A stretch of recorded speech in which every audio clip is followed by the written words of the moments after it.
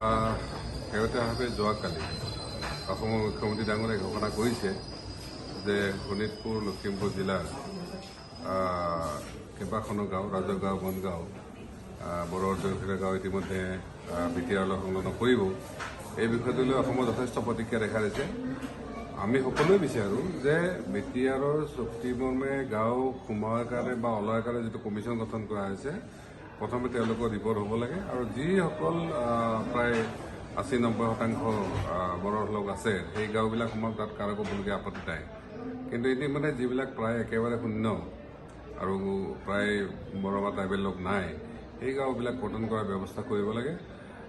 নহ'লে কিন্তু অসম চৰকাৰৰ বা ভাৰত চৰকাৰৰ যিখিনি চুক্তিৰ ক্ষেত্ৰত শান্তিৰ কাৰণে কৰিছিল, বৰঞ্চ BTCত অশান্তি হোৱাৰ সম্ভাৱনা আছে। গতিকে আমাৰ সকলোৰে আশা যে এই ধৰণৰ চৰ্টকাট নকৰি তেওঁলোকে আচলতে এই গাঁওবিলাক কমিশ্যনৰ জৰিয়তে কৰ্তন কৰিব লাগে আৰু গাঁওবিলাক কৰিব লাগে।